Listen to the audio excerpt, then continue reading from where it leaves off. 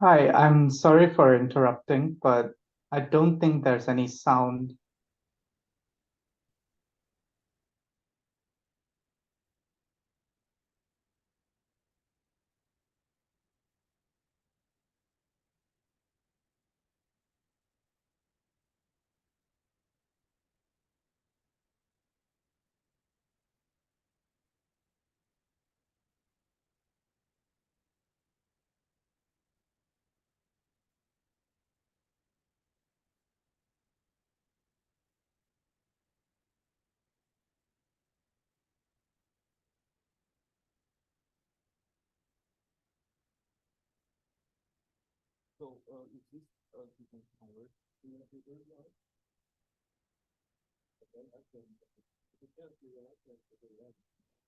Yeah, I can barely hear.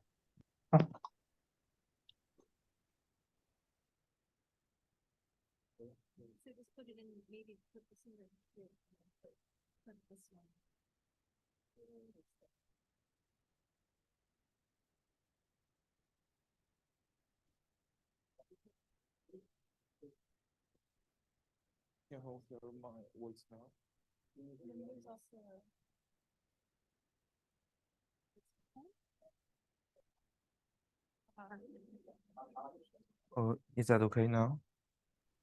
Yes, that works well. Thank you. Okay. So if this sequence converges, then x of L is equal to the limit of xn, and we put we let xn to be the f of the x n minus one, and put the limit into the function.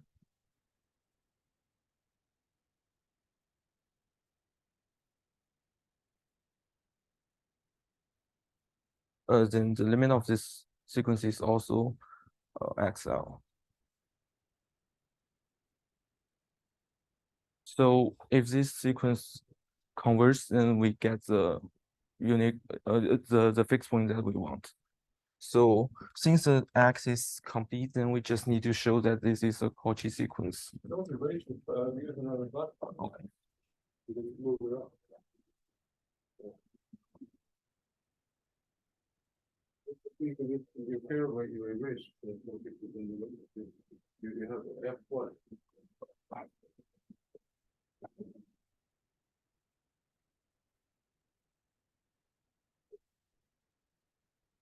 Then we only need to show that this is a Cauchy sequence. So we take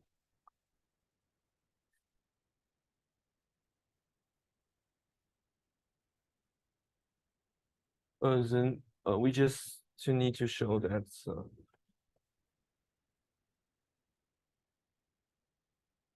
can be arbitrarily small.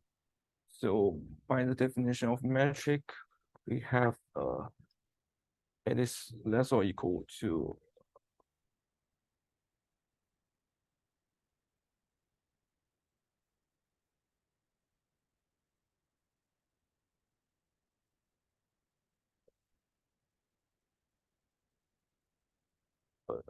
sorry, I should start from x plus p.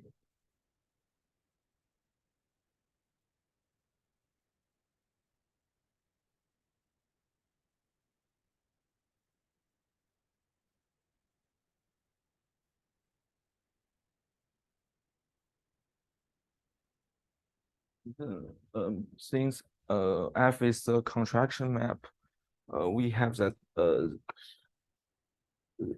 this is smaller than equal to uh,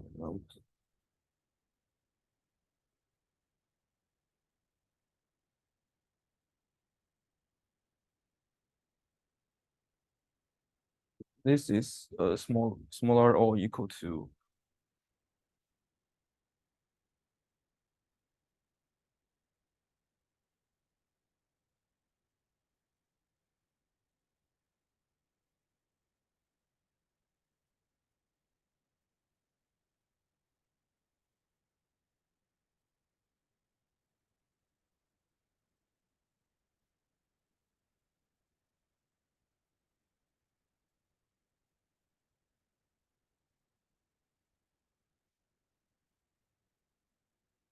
we know that this sequence can be arbitrarily small, so we prove that this distance can be arbitrarily small.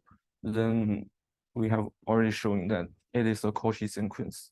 So it have a limit, and the limit is a unique, is a fixed point. And What was the answer to the question? What is the space X? What is X? X is a complete space, complete metric space. And the D is a metric. D is the complete metric. Yeah. So we have proved that there's a fixed point. I just need to show that it is unique.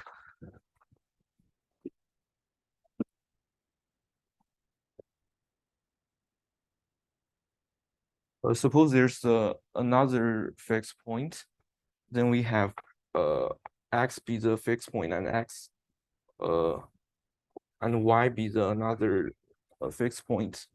Then we have d of x y is equals to d of fx fy, and it is smaller or equal to lambda of d xy. And this inequality only is only correct when this one is 0. So x should be equal to y. Then I have proved that there's only one unique fixed point. Okay. And another, can I erase the board now? Maybe we can use another board. Okay. Then another lemma is that the 0, 1 is a Banach space with the norm, with the sup norm. It's a Banach space. I just need to show that a Cauchy sequence converges. Let Fn be the Cauchy sequence. Then we have for any epsilon is there is this n such that for any m n is equal to f m minus f n less than epsilon.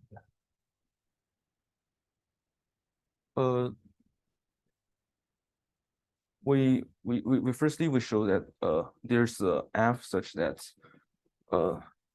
it equals to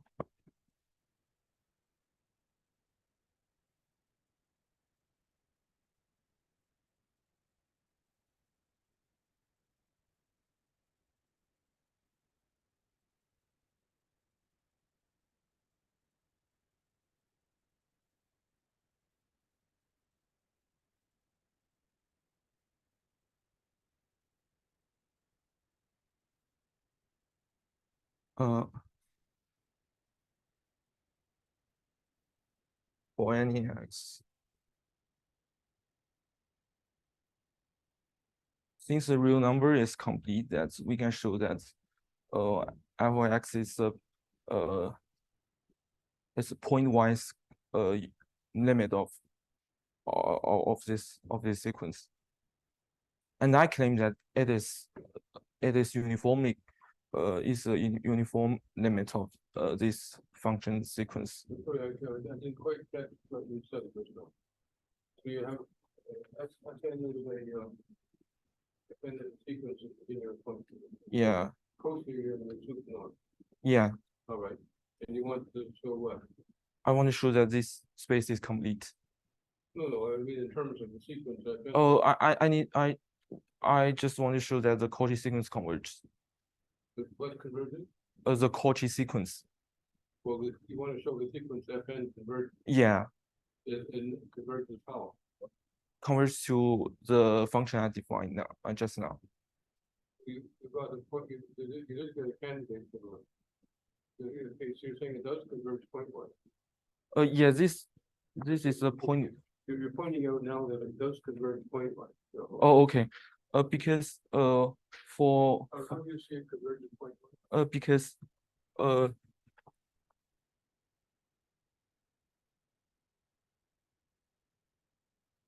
this is Oh, okay, so you fix X and it's, yeah, fixed and X. so the values of, X form a code. Yeah, Those are complex numbers, so.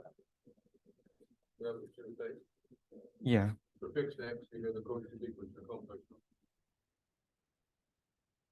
X is For fixed X, yeah for fixed X. code sequence, complex numbers. It's it's Oh, just- real I'm numbers. just putting in, just expressing what you wrote on the board as an English sentence. Oh, okay. Well, then that would just how people have to think about it. So, so it's the values that are fixed at each point, values at each point, form a sequence of complex numbers. Well, you get a sequence of complex numbers, right? Yeah, yeah.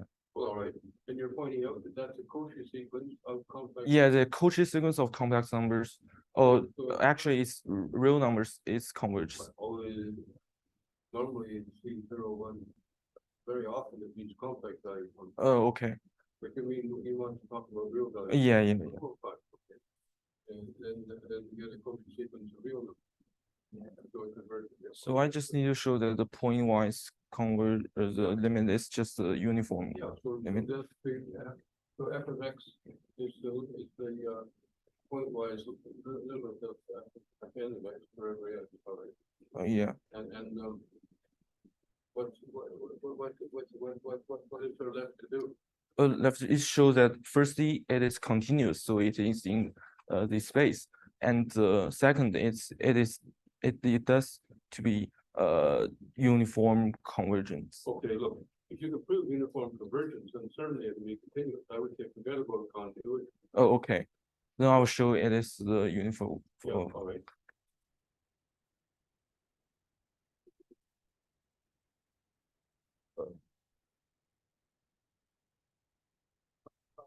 After you wrote, should be just n times to the general, not n times to the general, and it should be the limit of n of x.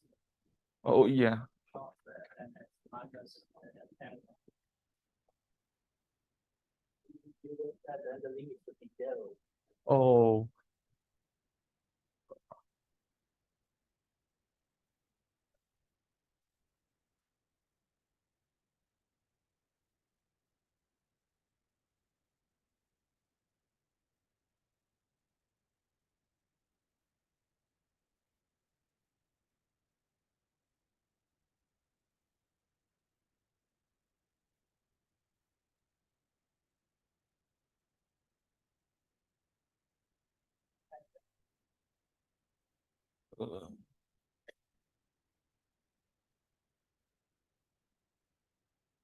Uh, okay, I will write it again.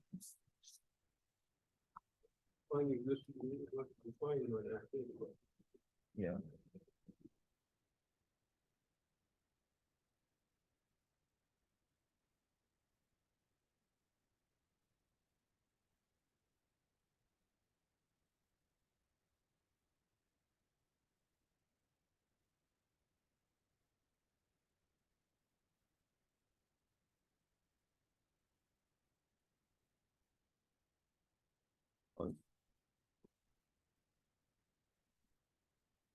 Since the sequence of Fn is a Cauchy sequence, so we have this for arbitrary so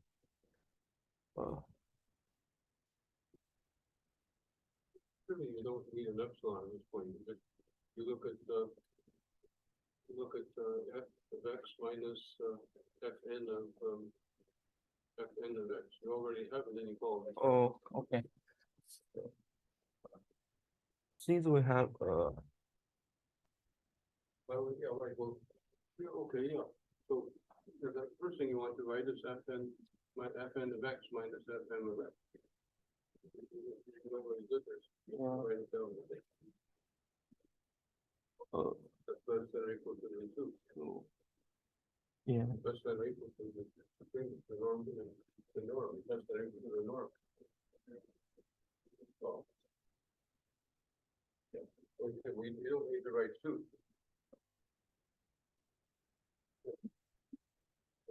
this is less than Well, epsilon. Forget about epsilon. You have, this important thing is what you wrote. Okay, and now, that's true for each fixed N and M, right? Yeah, Well, now, why not let, let N go to infinity? yeah, And just let n goes into infinity. Then we get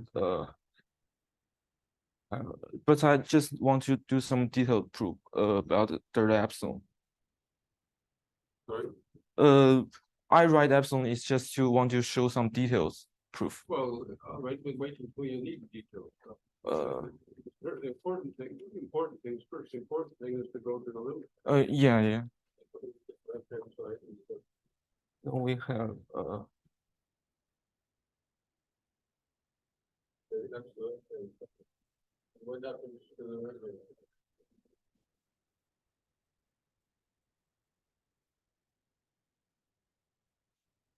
Oh. Is that, okay, why is that, what happens to the, what happens to the soup norm and goes to infinity?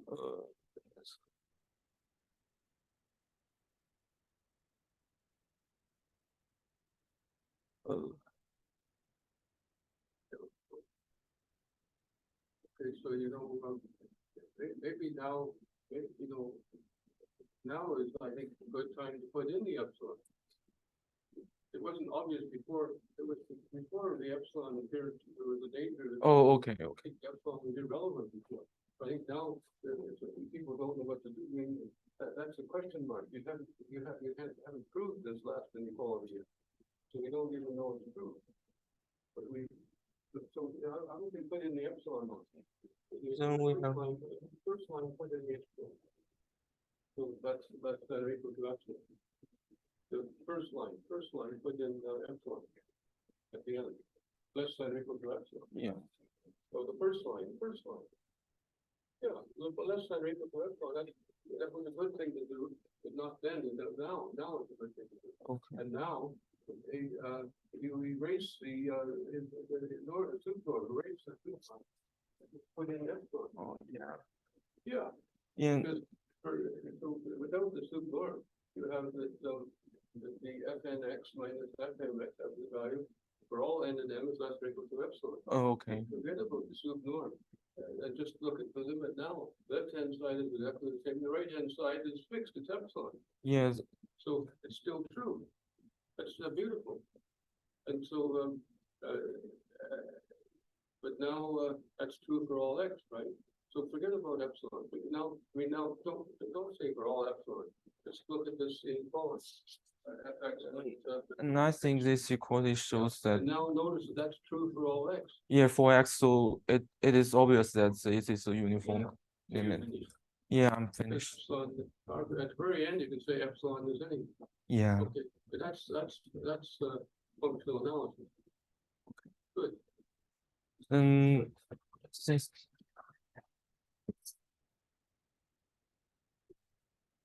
That's all? no, No, actually, okay. So what is your question? I'm gonna give you a hard question, but it's only because you're a very smart guy and I know you can answer this.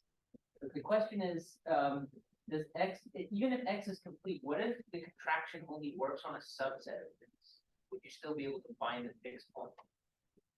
Question about this theorem. Oh, you mean this theorem? Yes. To suppose that it doesn't work on the contraction map is not for all of x, but on a subset of x, capital X. Would it still be possible to find contraction map? It's more of an open-ended question. What do you think based on what you've seen in the video? I think you mean that the domain becomes a subspace of x? Well, it's a very good question because there's something called Newton's method for finding the root of a polynomial. Oh yeah. Right? And so the question is how you apply the Van Dyck fixed point theorem. Have you looked at that? Sorry, I haven't seen that. Maybe you should look at it. Look at it and put that in your written report. Or did you hand in your written report already? You got a written final report, right? Oh, yeah, I need to. You And then- didn't do it yet. Okay, well then put in Newton's method for finding the root, how you apply this to finding the root of a polynomial. Okay. I think that's a very good, that's an example of how you, of course, there's another application, and that's to, showing that an ordinary differential equation has a root, but that's, not quite as elementary. Really classical, application is to Newton's method for finding the root of the polynomial. In particular for, finding, the square root. The bound is applied to finding the square root of the function. Anyway, yeah, anyway, that would be a very good thing to put Oh, put in okay. your report, written report. Can I continue my? Sorry? Can I continue my report? Well, so we look, this is a half-hour report and we're finished now. Oh, Half- but half- I have, Sorry? but I have some prepares the. Look, I've prepared a whole life. Okay. Sorry, but. So can I give you a report after Zhiqi's report about this? Yeah, look, well, sure, but you know, we could meet if you want to meet and explain your written report orally, that's fine. Okay. But anyway, I think that we've got a sufficient oral report for today, Okay. and that's fine. So thank you.